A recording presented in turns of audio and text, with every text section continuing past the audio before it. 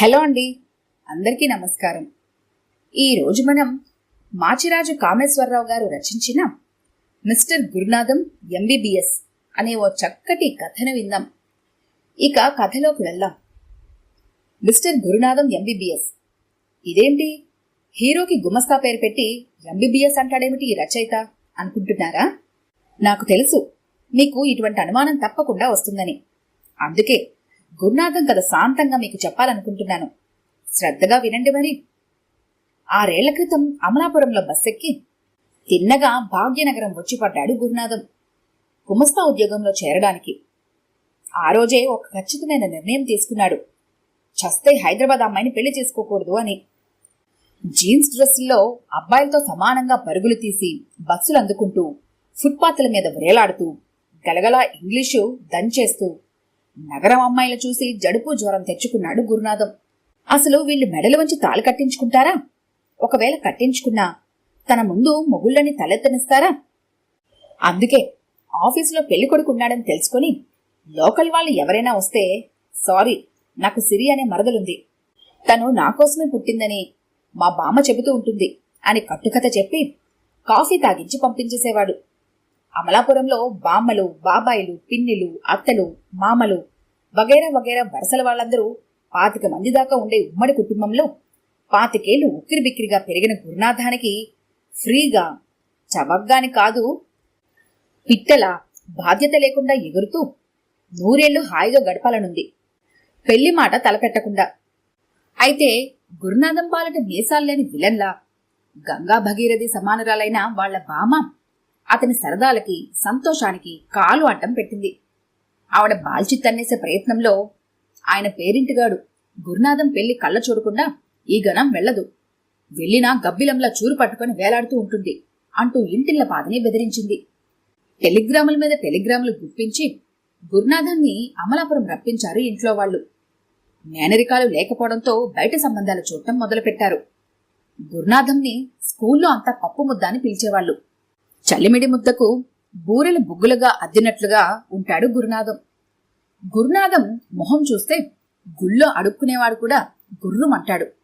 అందుకే కనీసం తన భార్య అయినా తనని చూసి హడలిపోవాలని కళ్లతో ఆజ్ఞాపించగానే అగ్గగ్గలాడుతూ అన్ని అందించే అమాయకురాల్ని ఉండాలని గురునాథం కోరిక. అందుకే పెళ్లి చూపుల్లో అమ్మాయి చురుగ్గా ఉన్నా, సూటిగా తన కళ్లలోకి చూసినా, 2 ముక్కలు మాట్లాడినా, అదనంగా అలంకరించుకొని ఉన్నా పిల్ల నాకు నచ్చలేదు అంటూ తెగేసి చెప్పేసేవాడు గురునాథం. ఏ పిల్లనైనా నచ్చుకోరా, నీ పప్పన్నం గుప్పెడి తిరిగి గుట్టుక్కుమంటాన్రా అంటూ గురునాథం గడ్డం పట్టుకు పీకేది బామ్మ. 11వ సంబంధం పట్టిసీమకి 10 మైళ్ల దూరంలో ఉన్న పల్లెటూరు నుంచి వచ్చింది. ఆ అమ్మాయి కాలి బొటనవేలు కూడా కనిపించనీయకుండా చిలకాకు పట్టుచీర కట్టుకుని చాప మీద నేలలోకి చూపులు గుచ్చేసుకుని కూర్చుంది. గురునాథం ప్రశ్నలకి ఆ ఊ అంటూ బుర్రాడించింది. తల ఎత్తనైనా లేదు. తను చూసిన మహాపట్నం పోలవరం. పడవలేగానే ఇంకా రైలెక్కింది లేదు. చదివింది 10 అయినా పాస్ అయింది 7. గురునాథంకి ఆ అమ్మాయి తనకు తగిన జోడి అనిపించింది. మీ పేరు? ఉత్సాహంగా ముందుకు వంగుతూ అడిగాడు. సిరి. ఆ పేరు వినగానే తన స్వప్నసుందరి కళ్ల ముందు సాక్షాత్కరించినట్టుంది గురునాథానికి.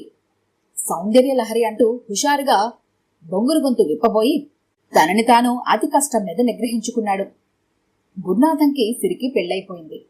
పెళ్లి పందిట్లో గుండ్రాయిలా తిరిగింది గురునాథం బామ్మ. రాజమండ్రిలో రైలెక్కడానికి తెగ కంగారు పడింది సిరి. రైలుకి ప్లాట్ఫామ్కి మధ్య కాలు ఇరుక్కుపోతుందేమో అని భయం. రైలు చప్పుడికి కుదుపులకి హడ్లిపోతూ రాత్రంతా చెవులు మూసుకుని మోకాళ్ళ మీద కూర్చొనే ఉంది. సికింద్రాబాద్ స్టేషన్ బయటకు రాగానే కిక్కిరిసిన జనాన్ని, వందల సంఖ్యలో ఉన్న ఆటోలని, బస్సు మీద బస్సు పెట్టినట్టుగా డబుల్ డెక్కర్లను చూసి కళ్ళు తిరిగి పడబోయింది.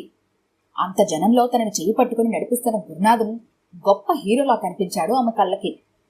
కొత్త కాపురం గొప్ప సరదాగా ఉంది గురునాథానికి. అక్షరాల తను కోరుకున్న గుణాలున్న అమ్మాయే పెళ్ళామైంది. తను కూర్చోమంటే కూర్చుంటుంది, నించోమంటే నించుంటుంది. తను చెప్పిందే వేదం. ఆఫీస్లో ఈరోజు ఎంత పనుందో తెలుసా? 10 పేజీల పైన రాసుంటాను, అది ఇంగ్లీష్లో అని గురునాథం గొప్పగా చెబితే, అయ్యో అంతంత రాయకండి, నాకు 7వ ఎక్కం రాస్తేనే వేళ్లు కాయలు కాచేవి అంటూ గురునాథం వేళ్లకి పెదవులు ఆనించుకునేది సిరి. ఈరోజు ఆఫీసులో ఎంత జనం, నేనొక్కడినే 25 మందికి సమాధానం చెప్పాల్సి వచ్చింది అని గురునాథం అన్నప్పుడు చప్పున తన నాజూకైన వేళ్లతో అతని గొంతు మీద సుతారంగా రాస్తూ, గొంతుకి అంత శ్రమ ఇస్తే నా మీద ఒట్టే. అరగంట సరిగమలు ఆలపిస్తేనే గొంతు జీరబోయి మిరియాలకాశం తాగవలసి వచ్చేది నాకు అంటూ కళ్ళనీళ్లు పెట్టుకునేది సిరి. మా ఆఫీసర్కి ఏమీ తెలీదు, పనంతా నా నెత్తిన వేసుకోక తప్పదు అంటూ ఆఫీస్ నుంచి వస్తూనే గురునాథం తలపట్టు కూర్చుంటే వద్దంటున్నా వినిపించుకోకుండా కుంకుడుకాయ రసంతో గురునాథం తలంటి నుదుటికి సీసాడు అమృతాంజనం పట్టించి వాళ్ల మిలిటరీ మావయ్య 10 ఏళ్ల క్రితం తెచ్చిన రగ్గు కప్పి పడుకోబెట్టేది. కూరలో ఎంత కారం వేశామేమిటి అంటూ గురునాథం అరిచినప్పుడు, ఉండండి దానిని పక్కన పెట్టండి అంటూ అప్పటికప్పుడు 2 బంగాళదుంపలు వేడివేడిగా వేయించి తెచ్చేది. ఎప్పుడు కారం పెట్టిన కూరలు, ఆవపెట్టిన కూరలే చేస్తుంటావు, నీకు మసాలా కూరలు రావా అంటూ విసుక్కునేవాడు గురునాథం. పక్కింటి పరిమళగారి దగ్గర నేర్చుకుంటానులేండి అనేది సిరి. వద్దొద్దు, ఆవిడ దగ్గరికెళ్లొద్దు, ఇవే బావున్నాయి అంటూ కంగారు పడేవాడు గురునాథం. ఆ పరిమళ అన్నావిడ ఎంఏ చదివింది, ట్యూషన్లో చెప్పి డబ్బు గడిస్తోంది. ఇంట్లో సగం పని మొగుడు చేయాల్సిందే. అటువంటి వాళ్ల స్నేహం వల్ల సిరి చెడిపోతుందని గురునాథం భయం. అందుకే సిరికి లోకం తెలియకూడదని టీవీ కొనలేదు. సిరికి కూడా మొగుడితోటిదే లోకం. ఆ రోజు రాత్రి 8ంటికి ఇల్లు చేరిన గురునాథం గుమ్మంలో ఏడుస్తున్న గోవిందాన్ని చూసి గతుక్కుమన్నాడు. ఈ కలియుగ నారదుడు పని కట్టుకొని తమ ఇంటికి ఎందుకొచ్చినట్టు? మీ పక్కింటి పరిమళగారి దగ్గర మా పిల్లల్ని ట్యూషన్కి పెట్టాను. బయట నీ నేమ్ బోర్డు చూసి మీ ఇల్లు కనిపెట్టాను. అమెరికాని కనుక్కున్న కొలంబస్ లాగా పోజు కొట్టాడు గోవిందం. కొంచెం కాఫీ తాగి వెళ్దువుగాని అంటూ గురునాథం మాట పూర్తి చేయకముందే, అన్నీ అయ్యాయి, గంట నుంచి మీ ఇంట్లోనే కూర్చొని ఉన్నాను. మీ ఆవిడ్ని ఎక్కడికి తీసుకెళ్లవట? మా ఇంటికైనా తీసుకురా అంటూ ట్యూషన్ అయిపోవడంతో పిల్లల్ని తీసుకువెళ్లిపోయాడు గోవిందం. ఈ గోవిందంగాడి గంటసేపు సిరితో ఏం మాట్లాడాడబ్బా? గురునాథం నోరు తెరుచుకొని ఉండగానే అతని చేతిలోని టిఫిన్ డబ్బా అందుకొని లోపలికి వెళ్ళింది సిరి. గురునాథం సోఫాలో కూర్చుని బూట్లు విప్పుకుంటున్నాడు. అలవాటుగా సిరి మంచినీళ్లు పట్టుకురాలేదు. దాహం అరిచినట్లుగా అన్నాడు గురునాథం. మంచినీళ్ల గ్లాసు నెత్తిమీద పెట్టినట్లుగా ఠంగుమంటూ టీపాయ్ మీద పెట్టి విసురుగా వెళ్లిపోయింది సిరి. ఎప్పటిలా ఇంత ఆలస్యమైందేమిటండి? ఆఫీసులో పని ఎక్కువగా ఉందా? అలసిపోయారా? వేడి నీళ్లు బాత్రూంలో పెడతాను, స్నానం చేస్తే ఒళ్ళు తేలిగ్గా ఉంటుంది అంటూ చేతులు బుగ్గలు పునకలేదు. గురునాథంకి ఏదో కొత్తగా ఉంది, అంతకు మించి లోటుగా ఉంది. సిరిలో ఈ అనూహ్య మార్పుకి కారణం గోవిందుగాడు కాదు కదా? సందేహం లేదు. ఆ అపరనారదుడు తమ కాపురంలో నిప్పులు పోశాడు. సిరికి తన గురించి ఏదేదో చెప్పేసి సిరి మనసు విరిచేశాడు. పారపళ్ళు పటపట కొరుక్కున్నాడు గురునాథం. వంటింట్లో గిన్నెలకి ప్రాణాలు వచ్చినట్టుగా కర్ణ కఠోర శబ్దాలు. వేడినీళ్లు బాత్రూంలో పెట్టావా సిరి? గొంతులో నీరసాన్ని తెచ్చిపెట్టుకుని సిరి సింపతి కుట్టాయాలని చూశాడు గురునాథం. గ్యాస్ అయిపోయింది, ఈ పూటకి చల్లనీళ్ళు చేస్తే ఒళ్ళు పొక్కిపోదు. ఈటెల్లా దూసుకొచ్చాయి సిరి నోటి వెంట మాటలు. ఉస్సూరుమని చల్లనీళ్ళే స్నానం చేస్తూ తన గురించి గోవిందం పెళ్ళాంకి ఏం చెప్పి ఉంటాడని ఆలోచిస్తున్నాడు గురునాథం. పొద్దున్న 11ంటికి తను అటెండెన్స్ రిజిస్టర్లో సైన్ చేసి టీకి వెళ్లాడు. క్యాంటీన్ అంతా సిగరెట్ పొగలు. తను దగ్గడం చూసి రాజారాం నవ్వుతూ, మన ఆఫీస్లో టైపిస్ట్ లూసీ కూడా ఫంక్షన్తో మనపాటు సిగరెట్లు కాలుస్తుంది. మగవాళ్లంతా తాగుతారు, ఉన్న ఆడ టైపిస్టు తాగుతుంది, తాగనిది ఒక్క గురునాథం మాత్రమే అన్నాడు. అలా అంటే అర్థమేమిటి? అటు ఆడవాళ్లు తాగుతారు, ఇటు మగవాళ్ళంతా తాగుతారు, అటు ఇటు కాని వాళ్లే తాగరని తన జోక్కి తనే భల్లున నవ్వుతూ అన్నాడు గోవిందం. నేను తాగలను, ఆ వాసన ఇష్టం లేదంతే ఉక్రోషంగా అన్నాడు గురునాథం. ఏది, ఓసారి తాగి చూపించు సవాలు విసిరాడు రాజారాం. గురునాథం పంతానికి సిగరెట్ వెలిగించి పొగమింగి కళ్లల్లో నీళ్లు తిరిగేలా దగ్గి నానా హైరాణ పడ్డాడు. ఈ గోవిందంగాడు సిరికిదంతా వివరంగా చెప్పుంటాడు, అందుకే సిరి కోపంతో పొగలు కొక్కుతోంది. ప్రతి రాత్రి ఒకే కంచంలో వడ్డించుకుతున్న అలవాటు. ఈ రోజు సిరి 2 వేర్వేరు కంచాల్లో ఇద్దరికీ వడ్డించింది. నేను టీ టైంలో సిగరెట్ తాగనని ఆ గోవిందంగాడు చెప్పినందుకే ఈ కోపం. ఒక సిగరెట్ తాగితే నోరేమీ కంపు కొట్టిపోదు, అందుకు నువ్వు వేరే కంచం పెట్టుకోవాలా? తీవ్రంగా అన్నాడు గురునాథం. సిరి నోరు మెదపలేదు.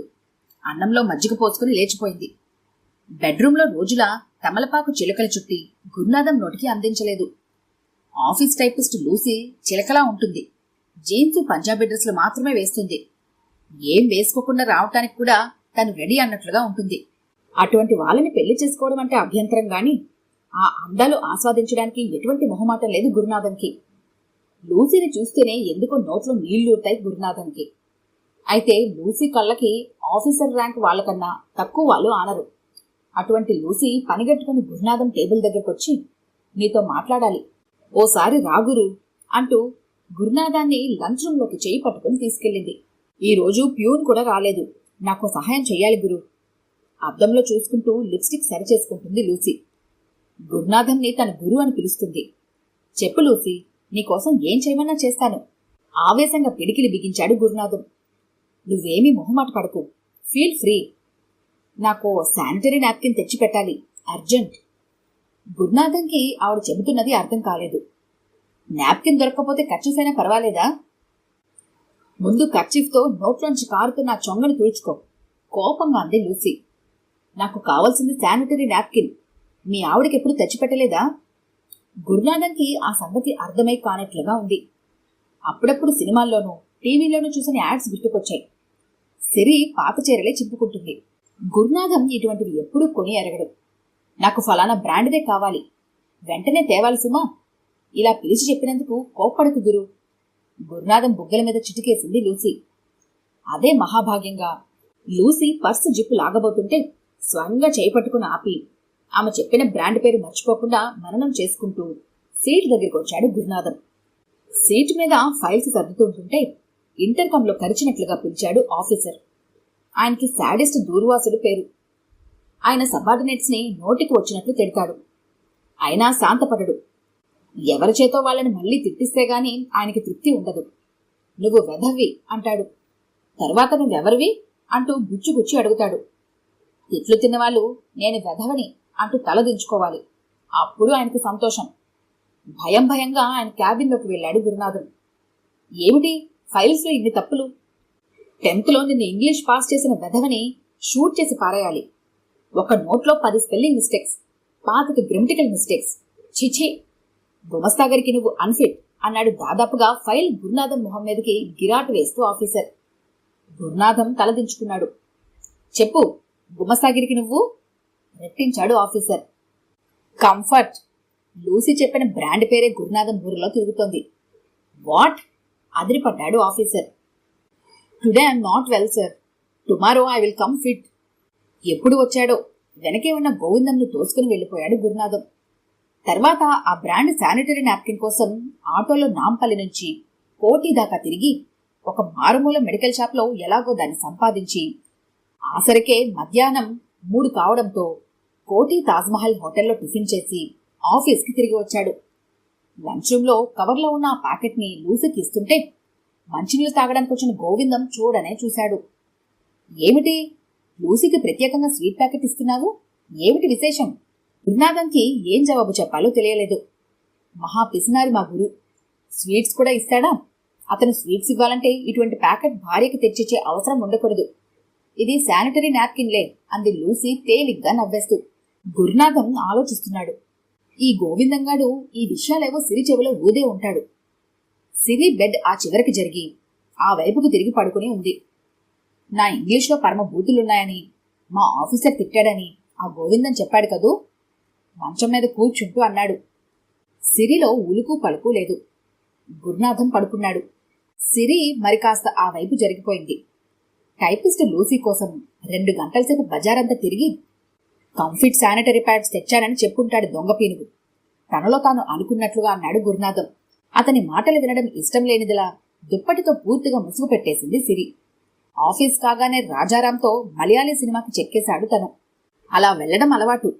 సిరికి మాత్రం ఆఫీస్లో పనితో ఆలస్యమైందని చెబుతాడు. నేను ఆఫీస్ నుంచి మలయాళీ సినిమాకి వెళ్లానని చెప్పాడా ఆ రాస్కెల్? దానికంత కోపం తెచ్చుకోవాలా? చెప్పు, ఎందుకింత కోపం? కారణం చెప్పు. సిరిని తన వైపు తిప్పుకోవాలని విశ్వప్రయత్నం చేశాడు గురునాథం. సిరి గురునాథం చేతిని విదిలించి కొట్టింది. ఆమె అప్పుడే కాదు, ఈనాటికి తన కోపానికి కారణం గురునాథానికి చెప్పలేదు. ఇక ఎప్పటికీ చెప్పదు కూడా. ఇంతకీ నీకు మీ ఆయన మీద ఎందుకంత కోపం వచ్చినట్లు? టేబుల్ మీద బుక్స్ సర్దుతూ అడిగింది పరిమళ. చెప్పుకోవడానికి నాకు సిగ్గుబాబు. మొగ్గలా ముడుచుకుపోయింది సిరి. అదే? ఆశ్చర్యంగా అడిగింది పరిమళ. అప్పుడు అమాయకురాలిని కాబట్టి కోపం తెచ్చుకున్నాను.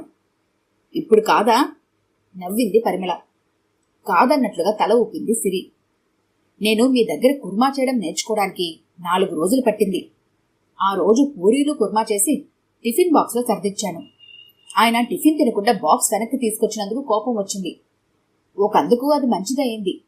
ఆయన ఆఫీసులో వెలగబెట్టే ఘనకార్యాలు ఆయన నోటి ద్వారానే తెలిసాయి. నేను ఎంత అజ్ఞానంలో ఉన్నానో అర్థమైంది. నా కోపకారణం తెలుసుకునే ప్రయత్నంలో తన గుట్టు తానే రట్టు చేసుకున్నారాయన. అవును సిరి, ఈ మగవాళ్ళని అనవసరంగా నెత్తినెక్కించుకోకూడదు. ఎంతలో ఉంచాలో అంతలోనే ఉంచాలి. ఇక టైం వేస్ట్ చేయక పుస్తకాలు తీ అంది పరిమళ. ఇప్పుడు సిరి రోజుల ఎక్కువ భాగం పరిమళ ఇంట్లోనే గడుపుతోంది. కొత్త మసాలా వంటలు నేర్చుకోవడానికి కాదు, ప్రైవేటుగా డిగ్రీ చదవడానికి. ఇంట్లో ఓవర్ యాక్షన్ చేయడం లేదు. గురునాథం కాళ్ళు పిసకడం, చేతులు నొక్కడం, నోటికి ముద్దలందించడం, తల రుద్దడం అన్నీ బంద్. గురునాథంకి ఇంటి పనిలో సగం నెత్తిన వేసుకోక తప్పలేదు. ఆ రోజు రైతు బజార్లో పరిమళ మొగుడు కనపడితే, నాకు కూడా మీకున్న డిగ్రీ వచ్చేసింది సార్ అంటూ బావురుమన్నాడు గురునాథం. నాకున్న డిగ్రీయా? అదేంటి? దానికి ఈ ఏడుపెందుకు? విచిత్రంగా చూశాడు పరిమళ మొగుడు. అదే సార్, ఎంబీబీఎస్, నెంబర్ ఆఫ్ భార్యా బాధితుల సంఘం. ఈసారి ఏడవలేక నవ్వాడు గురునాథం. అదండి మన కోనసీమ కుర్రాడు మిస్టర్ గురునాథం ఎంబీబీఎస్ కథ. ఈ కథ విన్న కుటుంబరావులందరికీ త్వరలోనే ఎంబీబీఎస్ డిగ్రీ ప్రాప్తిరస్తు. ఈ కథ కనుక మీకు నచ్చినట్లయితే లైక్ చేయండి, షేర్ చేయండి. మరిన్ని ఇంట్రెస్టింగ్ కథల కోసం మా ఛానల్ని తప్పకుండా సబ్స్క్రైబ్ చేసుకోండి.